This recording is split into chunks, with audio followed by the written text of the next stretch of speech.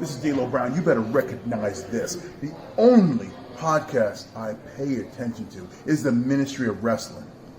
Believe that.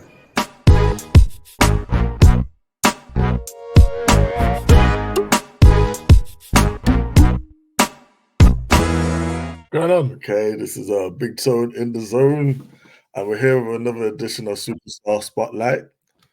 And we have a special honored guest here today. You know, we go to a lot of indie shows, and you often see wrestlers, and you see them, they're different heights, different sizes, and you think, all right, that guy's cool.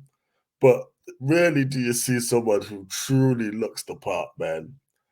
And this guy today, our esteemed guest, he looks the part, man. Too kind. Too kind. I'm telling you, man. Too kind. All right, how's it going? You all good, yeah? He's a Vince McMahon wet dream.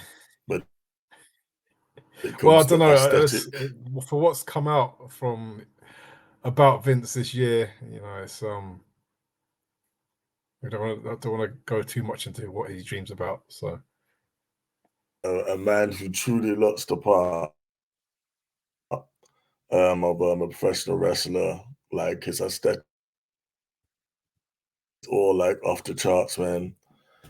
None other than Big Wavy Roy Johnson. How you doing, my friend? Yes, I'm good, and I appreciate the intro. Thank you, and also the intro to the show itself is banging. And kudos to you guys for getting D'Lo Brown to give you a nice rub as well. So, but yeah, good to be here, man. Yeah, 100%, man. So anyone who comes on the show, we like to just ask a few basic questions, man. So first of all, what's your inspiration for getting into professional wrestling? What made you first start watching it? Oh God, I've been watching wrestling since I can remember having memories. My dad was a big wrestling fan. We're talking back in the days when WWF was on ITV, and then it went over to Sky. So, we started watching around about them times. So I just have very early memories of watching a WrestleMania tape with my dad when I was about 5. And wrestling never went away from me. It's just I stayed into it ever since.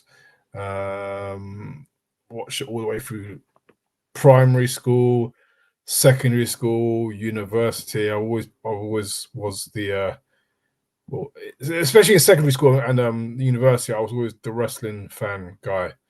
So that was always my thing. And then I never thought I'd end up doing it.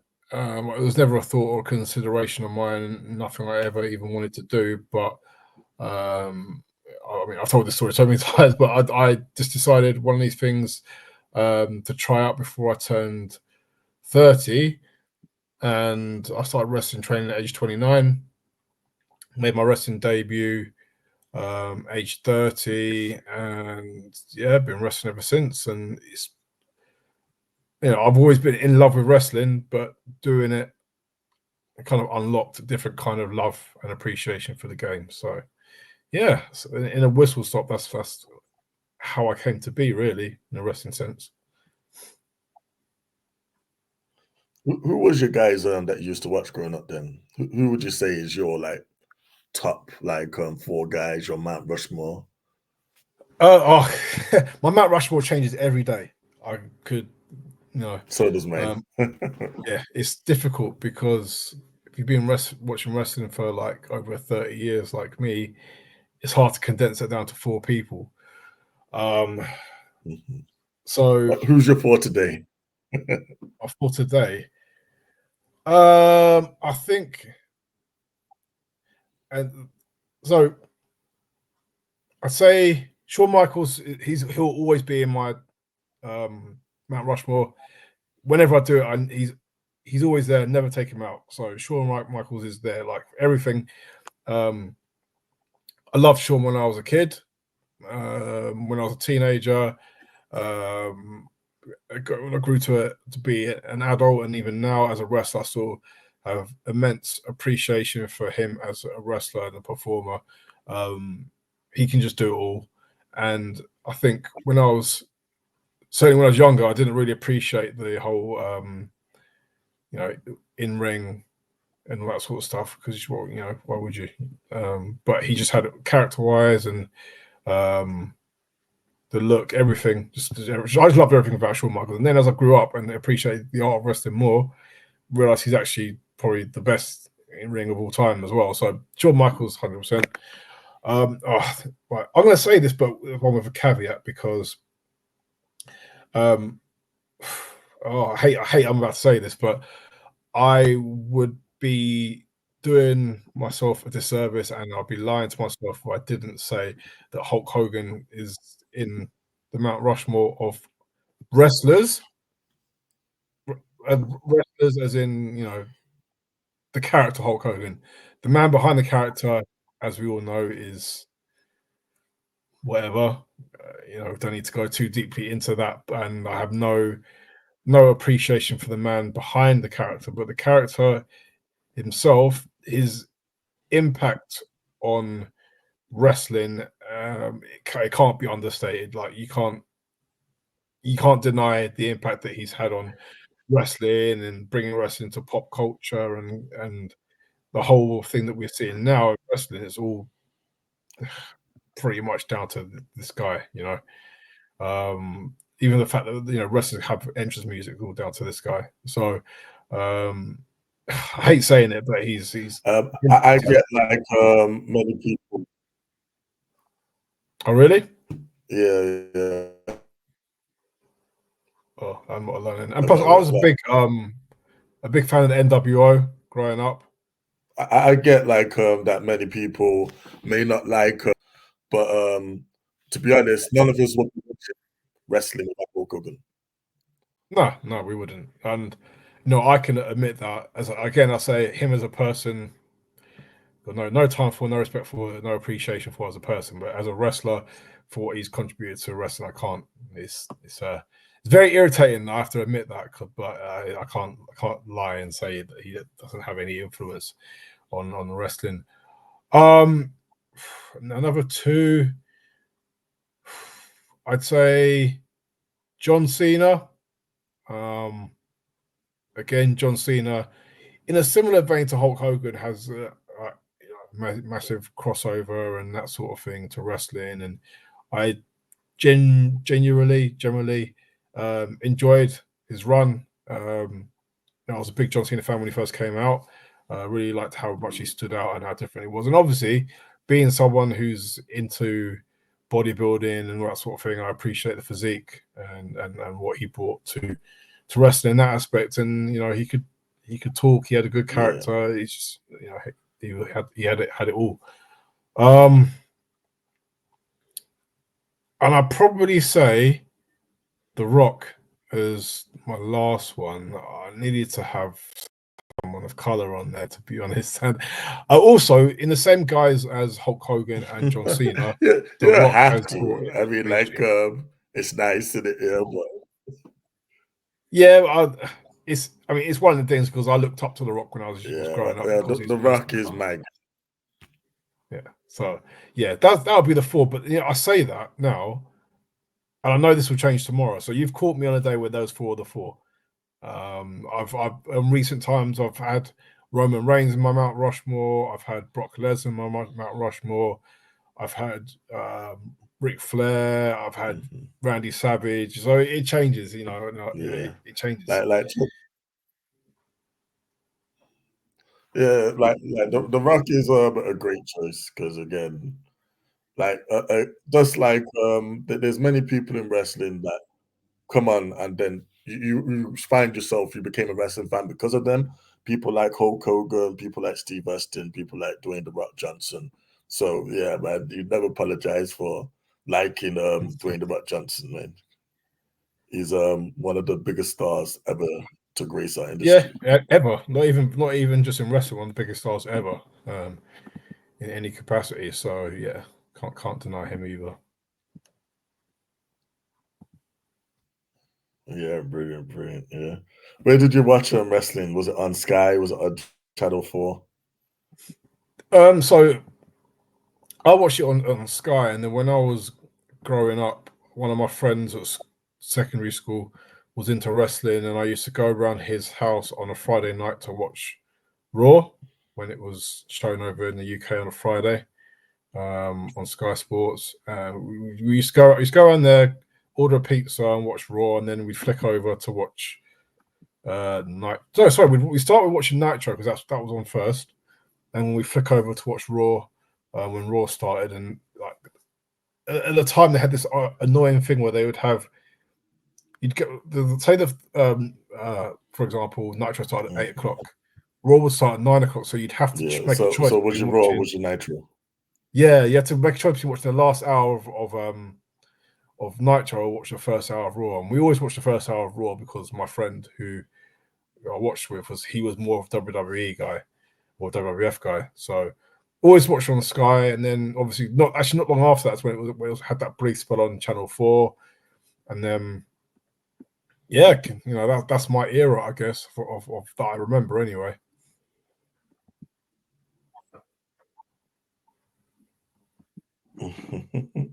So was you a Raw guy or a Nitro guy? I know your friend was more Raw. What about you?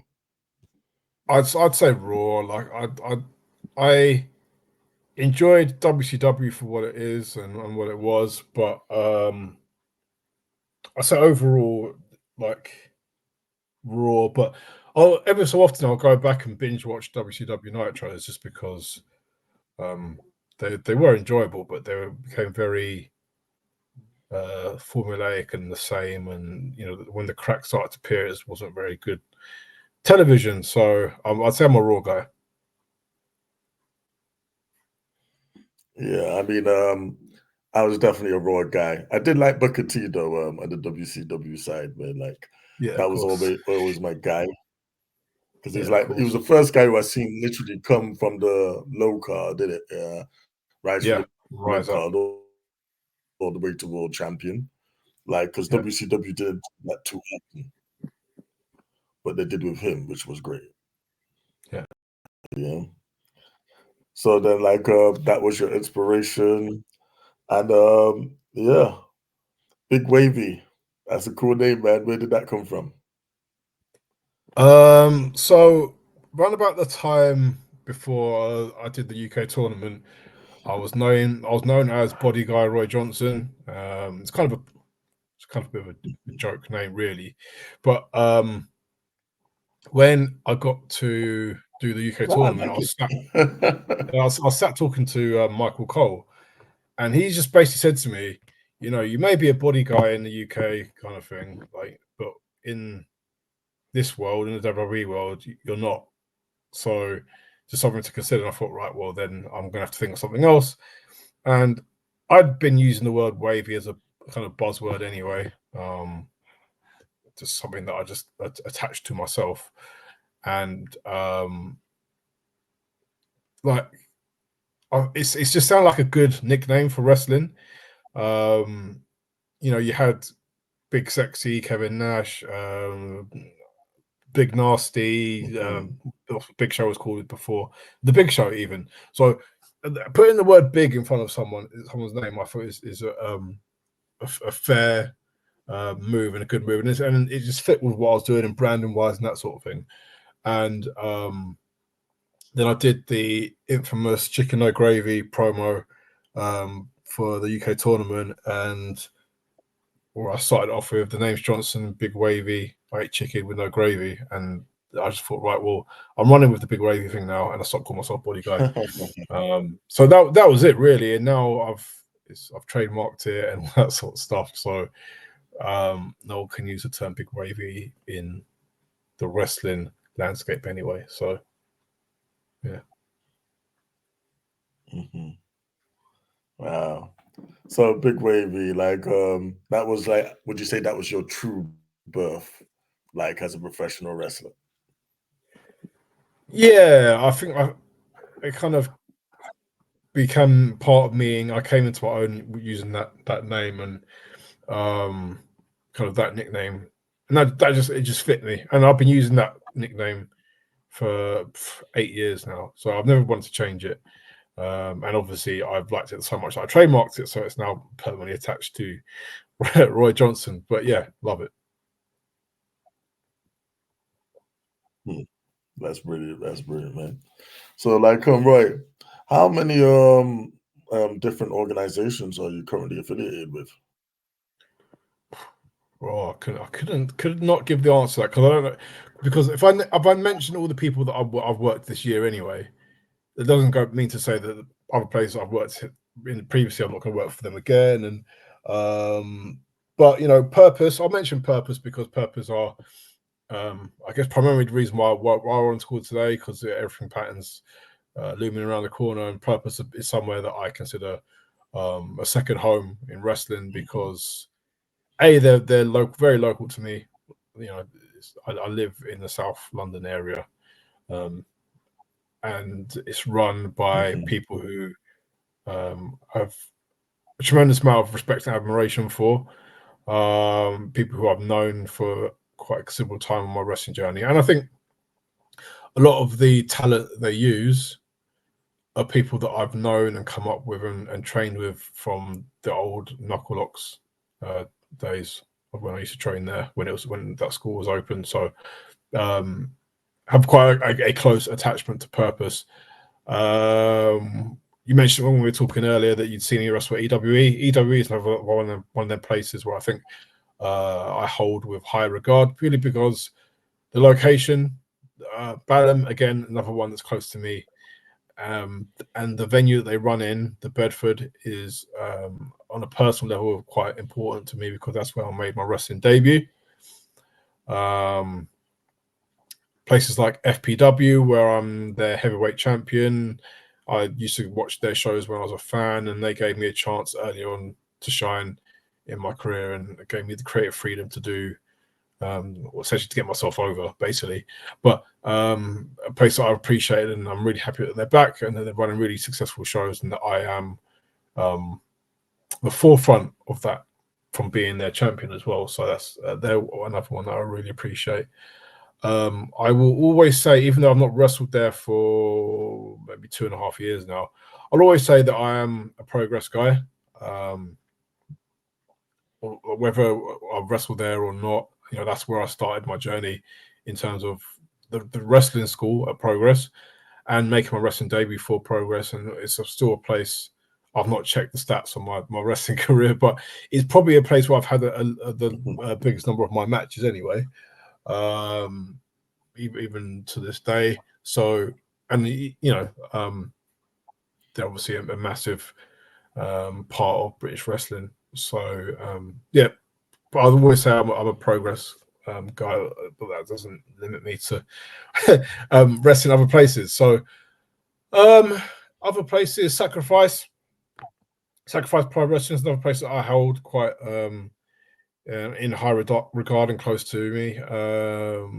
They run shows for charity, and it's somewhere where I've managed to wrestle, I think, with a lot of creative freedom and been able to try things. And that's where the 8-7 were born, actually, Sacrifice. So another place where that's quite close to me. Everywhere else, and that's no slight on anywhere else I work, but I'd say those places I mentioned are probably the ones that are closer to me and closest to me, if not in proximity, but in how I think and feel about them as a place to work.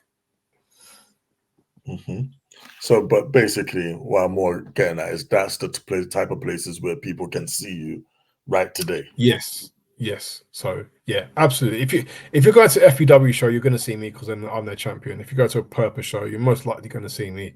And same goes for, well, I guess now for EWE because I'm back and wrestling there. Sacrifice, you know, them kind of places.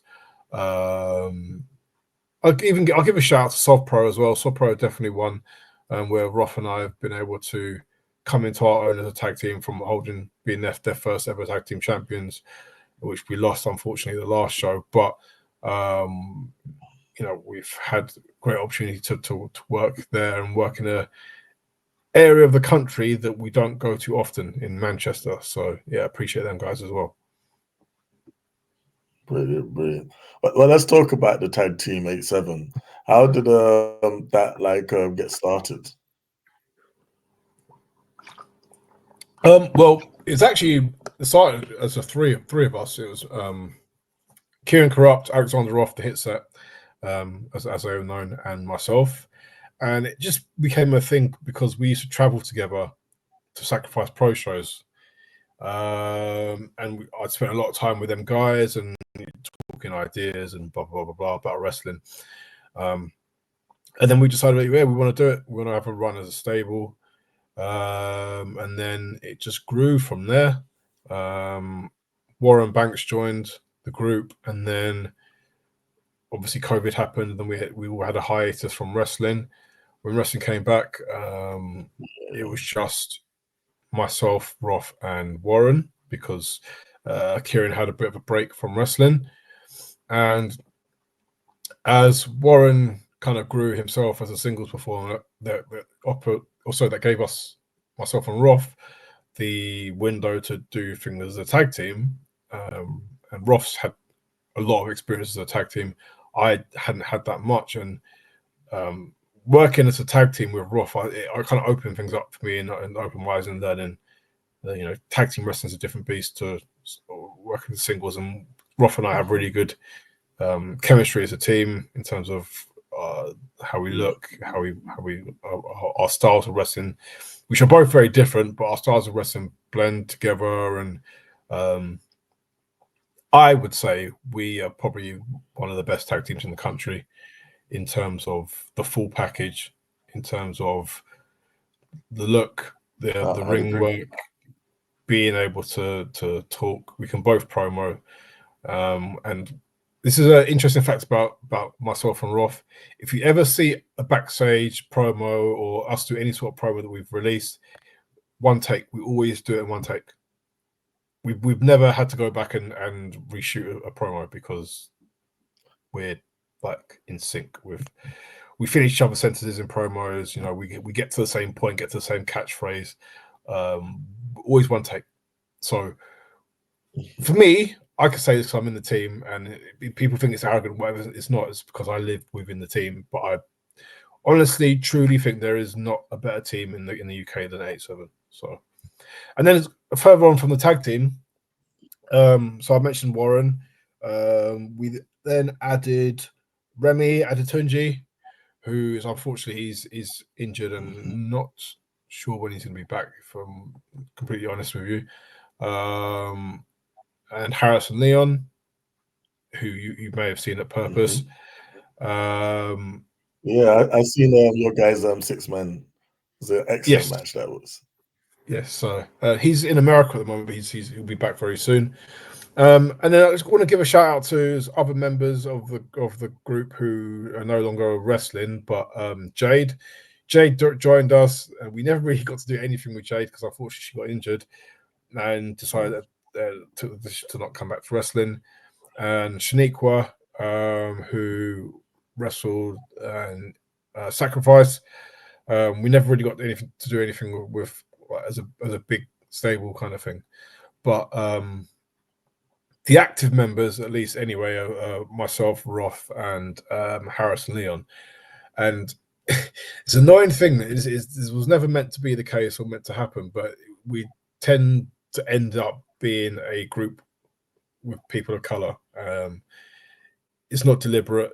It's just we add people in the group who we have a genuine friendship and genuine brotherhood with. We're not here to, we're going to add people to the group who we don't spend time with. We don't actually want to spend time with. The tag team of myself and Roth is very real. Like Roth and I, we talk every day. It might not be about wrestling or whatever, but me and him are like we're that tight. So we're not one of them tag teams that only see each other when they wrestle or whatever. Like we talk like very, very often. My wife often says she's that I'm married to Roth and not her, but But yeah, we're very What tight, especially around can you Ross and say? that. It's So broski, in it? Yeah, you know. yes, that's exactly that's exactly it. It's that's my bro. Yeah, man. So Like it's, that's yeah. well, that's good because I imagine, like in the industry, like sometimes, man, it might be hard to tell like who is actually your friend. So it's good to have that person who is, Oh, your 100%, day man. one, Like you your need, actual real buddy. yeah, you need someone who's got your back, and like there are very few people in this wrestling industry that I know have my back. Because and the thing with wrestling is it's competitive. It's hella competitive. End of the Mhm. day, we can all be friends and be cool with each other, whatever, but we're all competing with each other because you know you can have a bunch of friends in a room and someone from WWE, AEW comes in and throws a contract on the floor. Everyone's going to fight each other to the death to pick up that contract. So that's how it is. And but I know, I know Ross got my back. He knows I got his back. So and like we often think the same as well at wrestling as well. But he can also be in a pain in the ass. But yeah, we're like honestly like Mhm. brothers. Nah, to be honest, like you love to see it, man. Because obviously we're on the Indies, MLW. We go to a lot of shows, and it's good to see the brothers them doing their thing, in it. Because I mean, like representation is important. Yeah, and that's Yeah, mainly why we're here today to talk about the yeah, and fabled it's yearly event now, Everything yes. Pattern. And as a side note, representation is something I always bang on about, and I get heat for it. I know I do. I know it's limited my opportunities to wrestle places because I'm very outspoken about representation and all that sort of thing. But it's important, and I, in my big age now, and It how long is I've been in very wrestling, important. I can't like be quiet about things that I don't agree with, and I can't be quiet about things that are important to me. I'll always talk about representation. If people like it or not, I don't care. I'm trying to make the wrestling scene more Yeah. um, open and acceptable for people of color and people of all different backgrounds.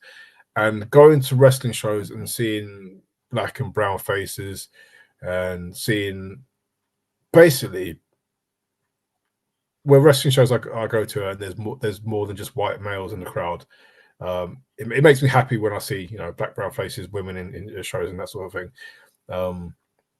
Because everyone has a right to come and watch a wrestling show, and if you're not pitching those wrestling shows Mhm. to and making them something that people of color and women and the people who whatever color, creed, sexual preference, whatever, they shouldn't be put off from going to watch wrestling because it's what's presented in front of them isn't for them. That shouldn't be a reason why people shouldn't don't come and watch wrestling. Mm. So I want to make that as accessible as possible to everyone. Yeah, 100%. Because again, you must know this as well as I do, innit? Like black people and wrestling has always been a thing. When you love professional Always, it's wrestling, always been a thing. man, like most of the people Always been a around thing. me, in it, like in some form or fashion, watched it, loved it, enjoyed it. So like it's mad when I go to the indies and I don't see so many faces. And like, Yep, it's very good and admirable that you're working to change that. yep. And Yeah. in some aspects, I think, oh yeah, we're getting there, and then like when we were talking earlier, we mentioned Hustle. Hustle's really good Mhm. in terms of bringing in a diverse crowd, um, and I think that's a lot of that's due to it being presented by the guys from Wrestlings, and they bring a different vibe, a different flavor to the shows. And when I told you I went to go and watch a Hustle show once that they were hosting, and I was just very impressed by the makeup of the crowd. And there was, black faces, brown faces, women, and stuff, and people who um, aren't your typical wrestling fan who were there, and they're enjoying it. And from what I hear, they keep coming back and bringing their friends, and that's how they're growing their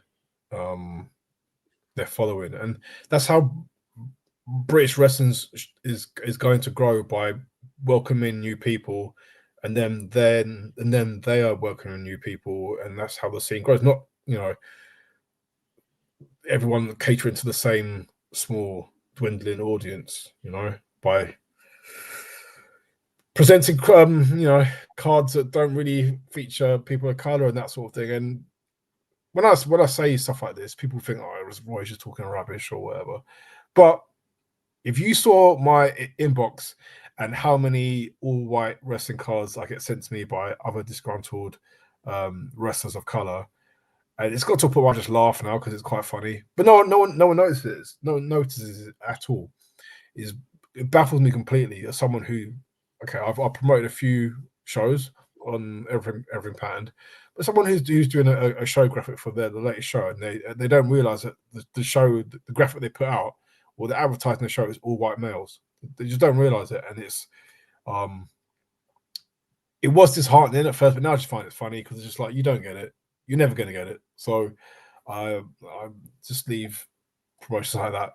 I won't work for promotions like that, and I'm not even going to give the energy to call them out because they should know better and they don't. So Yeah, but like anyway, you're actually doing something like directly. You're not just talking about it; you're being about it. So tell us no, I live in about my the raps. excellent event that's coming up on Friday. Yes. So yeah, everything pattern. I don't know what number we're on. I think this is everything pattern 8. I think there's 8th one. I think we've done. And this one is for the proceeds going to Stop Hate charity, and everything. What I always try to do with the everything pattern cards is bring talent in who aren't getting a big platform elsewhere. So there's a lot of names on this particular show. A lot of names, actually, probably got heavier in this show than any other ones in the past. That are names that are new to Purpose, new to London wrestling, and because that it's giving those people a boost, and they get seen by new audiences, and they get to work in new promotion, and someone might stick out and shine. When we did Everything Pattern with Progress, Leon Slater wasn't wrestling anywhere in the South. He was just in a very small pocket up north, and he comes down and does the Progress show and just blows. He's completely smashes it. Blows everyone's expectations out of the water, and everyone's like, "Who is this guy? This guy is next up," and he just rocketed from there. And it's really encouraging to see his growth as a wrestler and as a performer and as a person. And it's just really good to see where. And he's so young as well. Like this, he's going to end up at the very top of wrestling, not even independent wrestling. He's very top of wrestling, and he may not have ended up there as quickly. He would have got there in the end anyway, because his talent always rises to the top. But he may not got there as quickly if he wasn't given a little nudge. And there could be on this, the show this Friday, there could be the next Leon Slater on that show that people don't know. Yeah. And that's what's exciting to me when I get people, wrestlers, who message in to say, I want to work this show, showing that like the desire and that hunger to want to wrestle for the show that I put on, B, who want to help to promote diversity in British wrestling, and the potential of them growing out of it and becoming a megastar, which is what we all want. We want more stars in British wrestling. We want the next crop of people always. And I just want to help grow the scene as well. I want to come out for my match and see, a sea of brown, black, white, male, female. So I want to see them all. Everyone's welcome. I want to see them all. I want to see everyone just come in and enjoy wrestling, because wrestling is, at its purest form, a beautiful art, and it's an art that I want to Yeah. share with everyone. Yeah, wrestling's for everyone, really. But like, I think it's very poignant and it's an important thing that you run this event on in the Black History Month. Yeah. Yeah. Was that intentional? Was that something very important to you? So the first one we did was in Black History Month, and that was really important to me. And it was very difficult putting a card together for the first one because at the time there weren't that many people of color wrestling, and there weren't that many prominent black wrestlers and that sort of thing on the scene. And now we got to a point where there's so many people that aren't booked on this show. Some of the best wrestlers to come out of the UK now are black, and then they're not on the show, and you have to sometimes put these guys to the side and bring in new people because you're trying to build the next the next Michael Oku or the next Derice or next Leon Slater. You're trying to build these people. It's just really exciting. It's nerve wracking. I'm very anxious about how the show's going to run and how it's going to go, but very exciting to be able to anticipate walking out and seeing what the crowd's going to look like. Mm-hmm. So I mean, like, how do you find it transitioning from actually like being on the card to booking the card? Do you think there's much of a difference there? How does it feel for you? If to be honest, I would rather not wrestle on Everything Pattern. I'd rather sit back and watch. I'd rather host it and whatever, and book it and host it, and that's me, or have a secondary role on the show. But I think because Purpose have a heavy involvement in the show, and I'm someone who's wrestled on a lot of Purpose shows. It probably would feel wrong to them for me to not wrestle, but I'm happy to step aside and just play a part in the show and not wrestle. But it feels really good to wrestle in them shows, for me on a personal level. Just really good walking up and hearing the reaction from fans, because that reaction hits me 10 times harder because they come out to see Everything Pattern, which is the show that I'm heavily involved in. Every cheer, boo, noise the crowd makes, I feel 10 times harder because of the fact that I'm heavily involved with the show and the project. And we've always ended the show with Cameo Candy, with an electric slide in the ring. And it's something that just always, I like to send the crowd home happy, regardless of what's happened in the ring. And this is something that's always, you're not going to see that anywhere else. No other wrestling show, certainly not in the UK anyway. If someone does it in America, they've seen us do it, so they're copying us. But not going to go to any other wrestling show that's going to end with Cameo Candy and the talent enjoying themselves and dancing in the ring. You're not going to get that anywhere else. So it's very, very special part of what we do at Everything Pattern. Yeah, man, that's amazing. I'm gonna have to remember the steps. Yes, but please don't get in the ring. We had too many people get in the ring for the Progress one, and the promoters were very worried. We're trying just to the talent in the ring. You guys can do the electric slide on the outside, but please don't get in the ring because, the promoter and the guy who provides the ring for us will get very, very nervous. No, we don't want to collapse that ring. No, everyone can get on the ground, on the floor, and do the steps. No. Have one giant, room-wide candy. Yeah, so.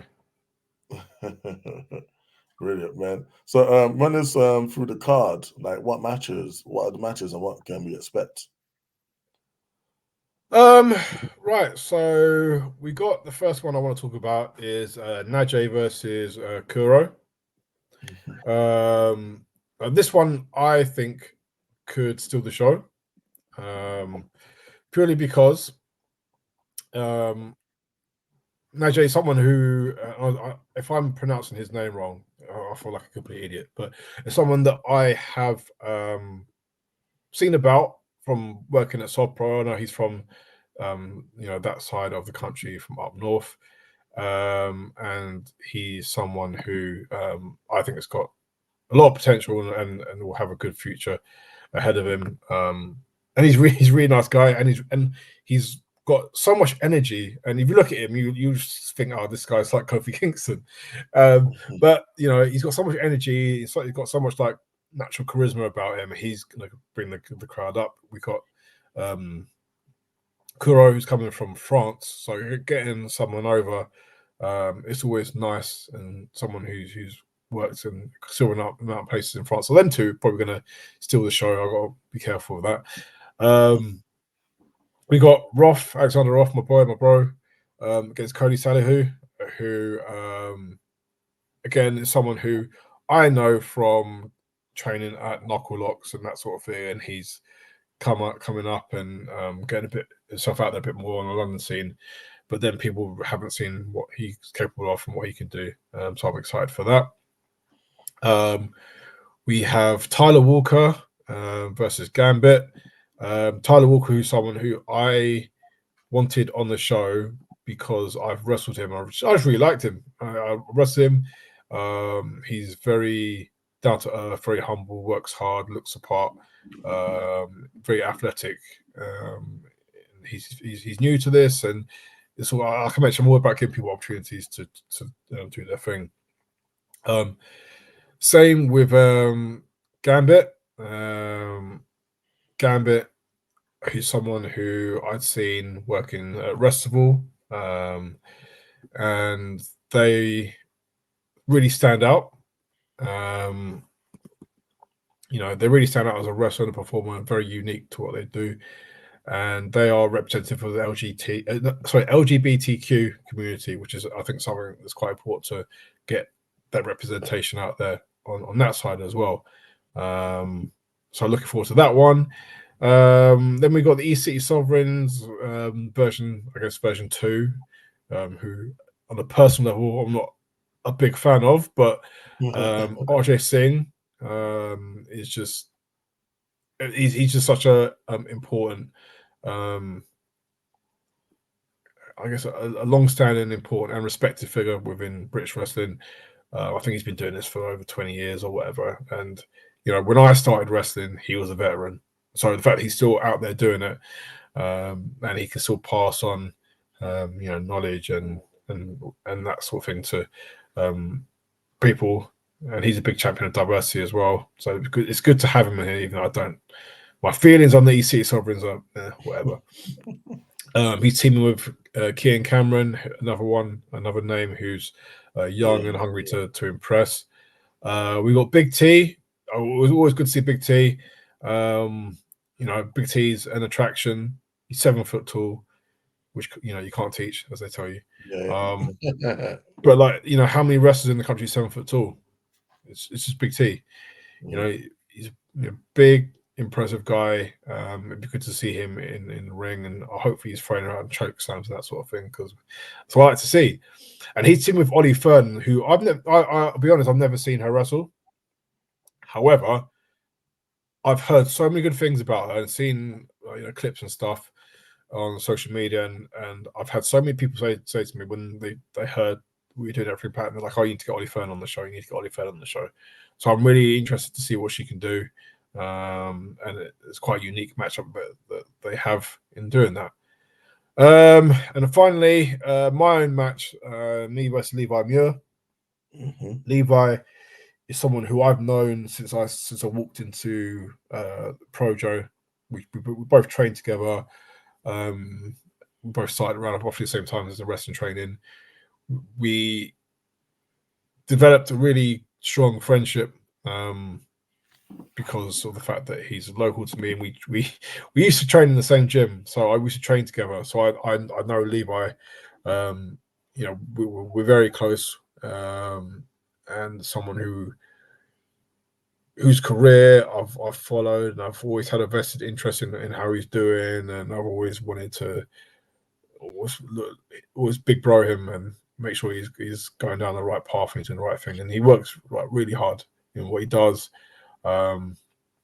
He looks apart, he wrestles apart.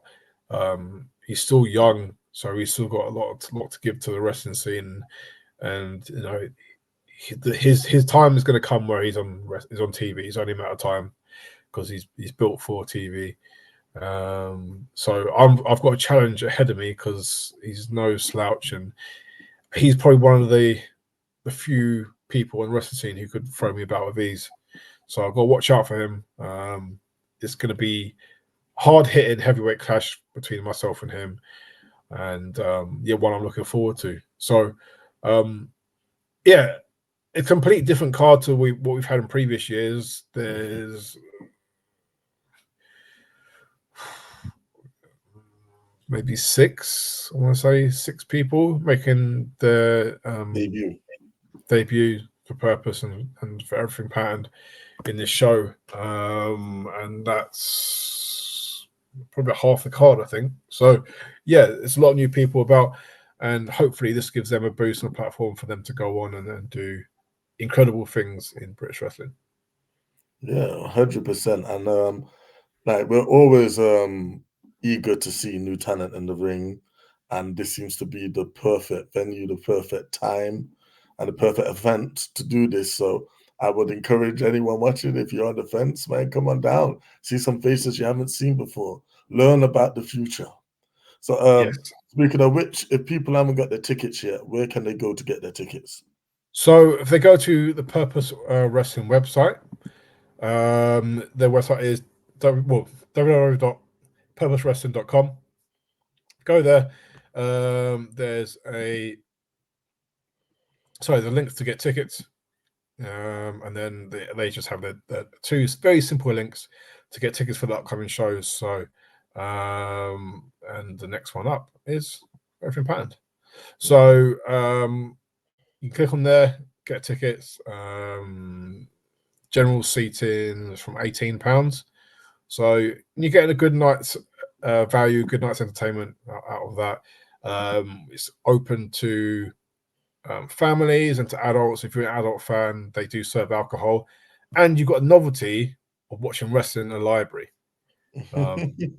It's legitimately a library. If you go there at 5 o'clock, as I've done before, I've got to the venue early and I've got there and I'm like, well, this is actually a library. Like, you know, you have to walk through the library to get to the venue.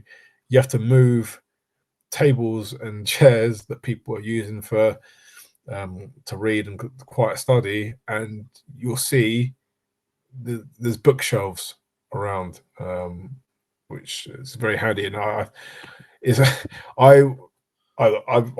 kind of apologize for it now, but I did use a book as a weapon in the street fight. It was just there. Has to be done. You know, and fans are all chanting for me to do it, so I did it. Give the people what they want. So I apologize. I won't do it again. But yeah, it's a legit library. So getting to watch wrestling in a library is a selling point in itself.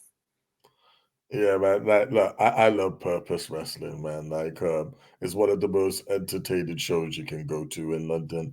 And yes, the fact that it's in the library is a very novel thing, and a literal library as well. Books behind you, books everywhere. It's great.